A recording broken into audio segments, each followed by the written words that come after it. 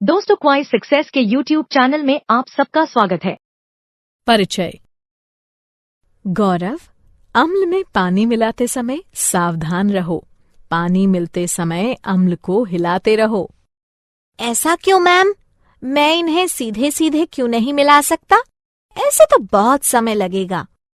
हाँ, ये सच है कि इसमें समय लगेगा, किंतु तुम्हें इसे धीरे धीरे ही मिलाना चाहिए, अन्यथा तुम जल सकते हो। अरे हाँ, मुझे पात्र गर्म लग रहा है। ऐसा क्यों है मैम? बताती हूँ। ऐसा अम्ल व क्षारक के मध्य अभिक्रिया के कारण है। बच्चों, इस पाठ में हम अम्लों व क्षारकों के गुण धर्मों तथा लवणों के बारे में अध्ययन करेंगे। उद्देश्य।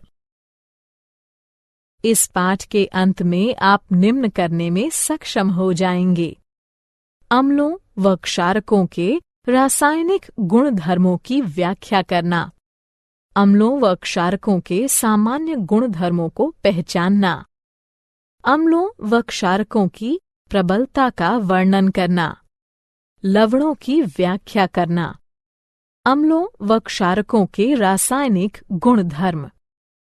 अम्ल वह पदार्थ है जो पानी में मिलाए जाने पर हाइड्रोजन आयन उत्पन्न करता है, और क्षारक वह पदार्थ है जो पानी में मिलाए जाने पर हाइड्रोक्साइड आयन उत्पन्न करता है। अम्ल व क्षारक दोनों ही के रासायनिक गुणधर्म भिन्न भिन्न होते हैं। आइए इनके गुण धर्मों का अध्ययन करते हैं। अम्लों व क्षारकों के रासायनिक गुण धर्म कुछ इस प्रकार हैं।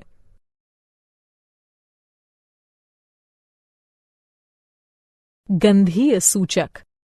मान लीजिए आपको 4 रसायन दिए जाते हैं और अम्ल या क्षारक के रूप में उनकी पहचान करने को कहा जाता है।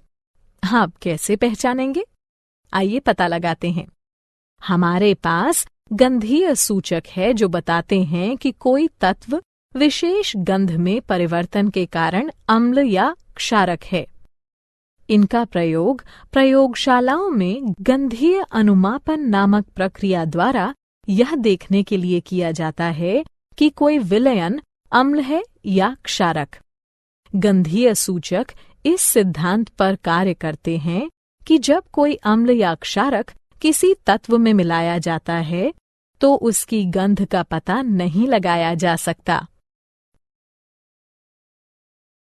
क्या आप जानते हैं, आप जितने भी द्रव देखते हैं उनमें से लगभग प्रत्येक में या तो अम्लीय गुण होते हैं या फिर क्षारीय। अभिक्रिया की प्रकृति के अनुसार जल अम्ल तथा क्षारक दोनों की भांति व्यवहार कर सकता है। इसे कुछ अभिक्रियाओं में अम्ल माना जाता है तथा कुछ में क्षार।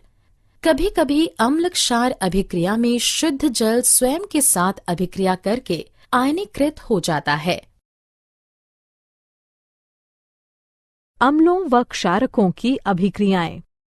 आइए वापस वहीं चलते हैं जहां गौरव को मिक्सिंग बीकर गर्म लगा था।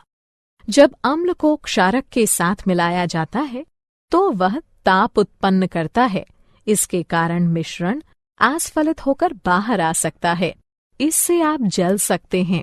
साथ ही अत्यधिक स्थानीय ताप के कारण कांच का पात्र टूट भी सकता है।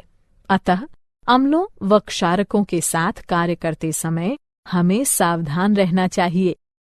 आइए अब अम्लों व क्षारकों की धातुओं, धात्विक कार्बोनेटों व धात्विक हाइड्रोजन कार्बोनेटों के साथ परस्पर विभिन्न अभिक्रियाओं पर विचार करते हैं।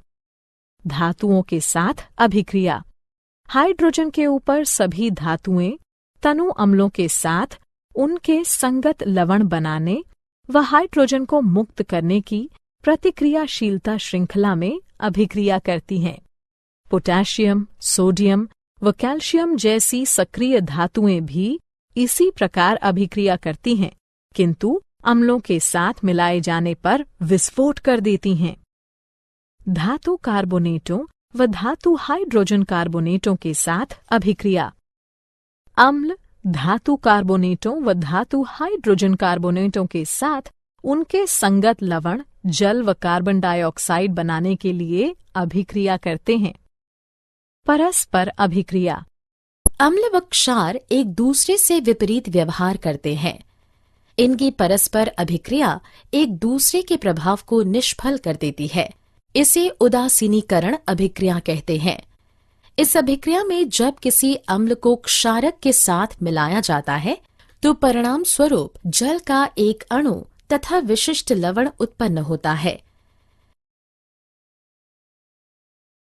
धात्विक व अधात्विक ऑक्साइड की अभिक्रियाएं। अब जबकि आप देख चुके हैं कि अम्ल व क्षारक धातुओं व हाइड्रोजन कार्बोनेटों से तथा परस्पर कैसे अभिक्रिया करते हैं, आइए देखते हैं कि अम्ल धात्विक ऑक्साइडों के साथ तथा क्षारक अधात्विक ऑक्साइडों के साथ कैसे अभिक्रिया करते हैं। धात्विक ऑक्साइडों की अम्लों के साथ अभिक्रिया। वे ऑक्साइड जो हाइड्रोक्सिल आयनों को उनके अणुओं से संलग्न करते हैं, क्षारकीय ऑक्साइड कहलाते हैं। ये ऑक्साइड अम्लों के साथ अभिक्रिया करने पर उदासीन हो जाते हैं। क्षारकीय हाइड्रोक्साइड अम्ल, लवण तथा जल उत्पन्न करने के लिए उदासीनीकरण अभिक्रिया करते हैं। अधात्विक ऑक्साइडों की क्षारकों के साथ अभिक्रिया। कैल्शियम हाइड्रोक्साइड की कार्बन डाइऑक्साइड के साथ अभिक्रिया लवण तथा जल उत्पन्न करती है। ये अभिक्रिया क्षारकों व अम्लों के मध्य होने वाली अभिक्रिया के समान है। इससे सिद्ध होता है कि अधात्विक ऑक्साइडों की प्रकृति अम्लीय होती है। क्या आप जानते हैं, जब अम्ल व क्षारक परस्पर अभिक्रिया करते हैं तो वे जल उत्पन्न करते हैं। अम्ल H+ आयन उत्सर्जित करता है तथा क्षारक OH- आयन के साथ उसका संयोजन करके उसे ग्रहण करता है। यही कारण है कि अम्ल को प्रोटॉन दाता तथा क्षारक को प्रोटॉन स्वीकारक कहा जाता है। जल के साथ अभिक्रिया। जब अम्लों को किसी जलीय विलयन में मिलाया जाता है तो वे आयन उत्पन्न करते हैं।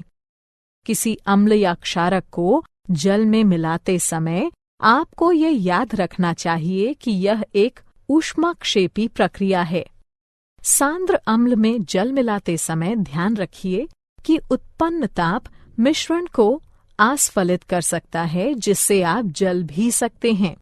अत्यधिक स्थानीय ताप के कारण कांच का पात्र टूट भी सकता है। जब आप किसी अम्ल या क्षारक को पानी में मिलाते हैं तो प्रति इकाई आयतन के हिसाब से आयनों की सांद्रता घट जाती है। इस प्रक्रिया को तनुकरण कहते हैं और आपको तनु अम्ल या क्षारक प्राप्त होता है। अम्लों व क्षारकों की प्रबलता। किसी विलयन में उपस्थित आयनों की मात्रा जानने के लिए अथवा किसी अम्ल या क्षारक की प्रबलता का पता लगाने के लिए आपको एक सार्वभौमिक सूचक का प्रयोग करना पड़ेगा। सार्वभौमिक सूचक अनेक सूचकों का मिश्रण होता है। यह किसी विलयन में हाइड्रोजन की विभिन्न सांद्रताओं को विभिन्न रंगों में प्रदर्शित करता है। एक pH पैमाना वो पैमाना होता है जिसके प्रयोग से हम किसी विलयन में हाइड्रोजन आयन की सांद्रता को माप सकते हैं। आप pH को 0 से माप सकते हैं, जो कि अत्यंत क्षारीयता का प्रतिनिधित्व करते हुए 14 तक अति अम्लता प्रदर्शित करता है। उदासीन तत्वों के pH का मान 7 होता है। क्या आप जानते हैं, सभी अम्लों के गुण धर्म समान होते हैं। आप जानते हैं कि धातुओं के साथ अम्लों की अभिक्रिया कराए जाने पर हाइड्रोजन गैस उत्सर्जित होती है। इससे सिद्ध होता है कि हाइड्रोजन सभी अम्लों में विद्यमान है। तथापि आपको ये पता लगाना होगा कि क्या हाइड्रोजन रखने वाले सभी तत्वों में अम्लीय गुण धर्म पाए जाते हैं। दैनिक जीवन में pH का महत्व। आइए अपने दैनिक जीवन के कुछ ऐसे उदाहरणों को देखते हैं जहां pH एक महत्वपूर्ण भूमिका निभाता है। मृदा या मृदा अभिक्रिया का pH मृदा की अम्लता अथवा खारापन बताता है। इसे pH इकाइयों में मापा जाता है। इसे हाइड्रोजन आयन सांद्रता के ऋणात्मक लघुगणक के रूप में परिभाषित किया जाता है। मृदा में हाइड्रोजन आयनों की मात्रा में वृद्धि के साथ मृदा का पीएच भी बढ़ जाता है और मृदा की अम्लता में वृद्धि कर देता है। मृदा के पीएच को मृदा की मुख्य चर राशि माना जाता है क्योंकि यह कई रासायनिक अभिक्रियाओं पर नियंत्रण रखता है। यह पोषक तत्वों के रासायनिक रूपों पर नियंत्रण करके पौधों में पोषक तत्वों की उपलब्धता को विशेष रूप से प्रभावित करता है। पाचन तंत्र में पीएच। हमारा उदर हाइड्रोक्लोरिक अम्ल उत्पन्न करता है जो कि उदर को हानि पहुंचाए बिना भोजन पचाने में सहायता करता है। जब उदर अत्यधिक अम्ल उत्पन्न करने लगता है तो यह अपच हो जाता है तथा उदर में दर्द व जलन होने लगती है। इस दर्द से छुटकारा पाने का उपाय क्षारकों का प्रयोग है जिन्हें प्रत्यम्ल कहते हैं, जो कि अतिरिक्त अम्ल को उदासीन कर देते हैं। पीएच परिवर्तन के कारण दंतक्षय। दंतक्षय का कारण है दंतवल्क का संक्षारण। कैल्शियम फॉस्फेट से निर्मित दंतवल्क हमारे शरीर का कठोरतम पदार्थ हैं। यह जल में विलेय नहीं है, किंतु मुख की पीएच का मान 5.5 से कम होने पर यह संक्षारित हो जाता है। हमारे मुख में उपस्थित बैक्टीरिया भोजन के बाद मुख में बची अवशिष्ट शर्करा तथा खाद्य पदार्थों का निम्नीकरण करके अम्ल उत्पन्न करते हैं। इसे रोकने के लिए भोजन के पश्चात हर बार मुंह साफ कीजिए। साथ ही क्षारीय टूथपेस्टों का प्रयोग करने से अतिरिक्त अम्ल उदासीन होता है तथा दंतक्षय रुक जाता है। क्या आप जानते हैं पशु व पौधे आत्मरक्षा में अम्ल उत्सर्जित करते हैं। उदाहरणार्थ मधुमक्खी का डंक, चींटी का डंक या बिच्छू पौधे के कांटे। ये पौधों व पशुओं को प्रकृति द्वारा प्रदत्त आत्मरक्षा यंत्र रचनाएं हैं। लवण परिवार। लवण अम्लों व क्षारकों के मध्य अभिक्रिया से निर्मित होते हैं। जब अम्ल का H+ आयन धातु या अमोनियम के आयन से बदला जाता है तब लवण बनते हैं। एक जैसे ऋणात्मक या धनात्मक मूलक एक ही परिवार के कहलाते हैं। उदाहरणार्थ NaCl व Na2SO4 सोडियम लवणों के परिवार से हैं।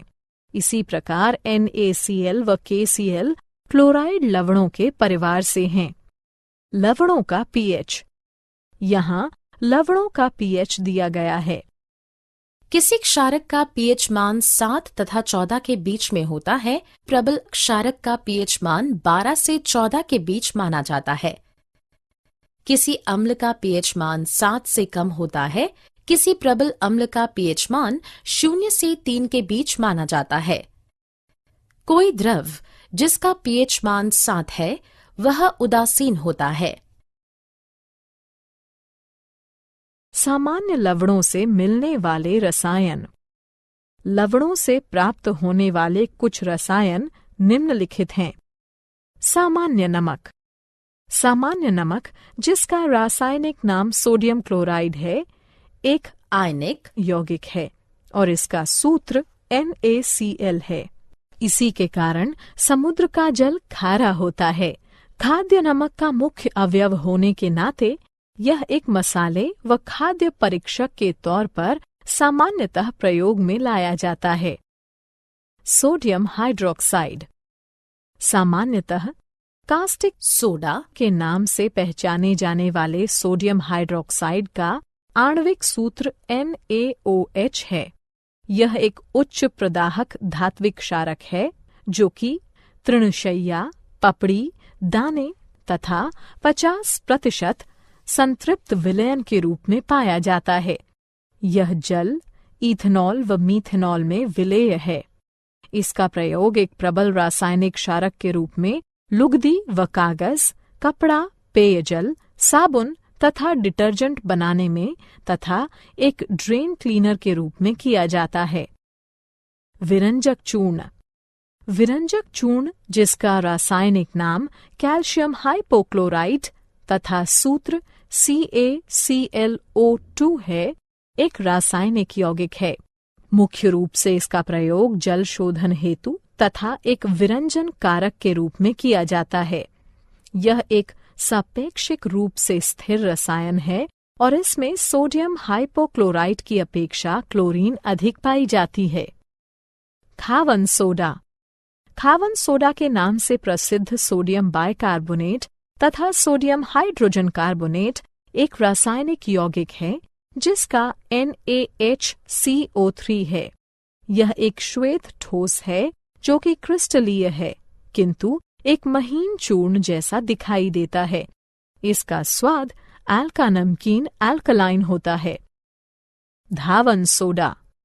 धावन सोडा या सोडा भस्म के नाम से प्रसिद्ध सोडियम कार्बोनेट जिसका रासायनिक सूत्र Na2CO3 है, एक सोडियम लवण है। इसे वाटर सॉफ्टनर के तौर में प्रयोग में लाए जाने के कारण घर घर जाना जाता है। यह विभिन्न पौधों की भस्म से निष्कर्षित किया जा सकता है। यह लवण व चूना पत्थर से बड़ी मात्रा में संश्लेषण द्वारा प्राप्त किया जाता है। क्या आप जानते हैं? क्रिस्टलीकरण का जल वो जल है जो क्रिस्टलों में पाया जाता है। यह क्रिस्टलीय गुणधर्मों के संभरण में आवश्यक है, किंतु पर्याप्त ऊष्मा द्वारा हटाए जाने में समर्थ है। यह किसी दिए गए तापमान पर निश्चित लवणों द्वारा छोड़े गए जल का कुल भार होता है। सारांश। आइए हमने जो कुछ सीखा है उसे संक्षेप में दोहराएं। अम्ल वो पदार्थ है जो जल में मिलाए जाने पर हाइड्रोजन आयन उत्पन्न करता है, जबकि क्षारक वो पदार्थ है जो जल में मिलाए जाने पर हाइड्रोक्साइड आयन उत्पन्न करता है। गंधीय सूचक पदार्थ विशेष की गंध में परिवर्तन के द्वारा ये बताते हैं कि वह पदार्थ अम्ल है या क्षारक। आप जो भी द्रव देखते हैं उसमें या तो अम्लीय लक्षण होंगे या फिर क्षारकीय। हाइड्रोजन से ऊपर सभी धातुएं अपने अपने लवण बनाने व हाइड्रोजन को मुक्त करने के लिए अभिक्रियाशीलता श्रृंखला में तनु अम्लों के साथ प्रतिक्रिया करती हैं। अम्ल कार्बोनेटों व हाइड्रोजन कार्बोनेटों के साथ उनके लवण, जल व कार्बन डाइऑक्साइड बनाने के लिए प्रतिक्रिया करते हैं। अम्ल व क्षारक रासायनिक रूप से एक दूसरे के विपरीत होते हैं। अम्लों को जब जलीय विलयन में मिलाया जाता है तो वे आयन उत्पन्न करते हैं। pH स्केल किसी मिश्रण में हाइड्रोजन आयन सांद्रता मापने का पैमाना है।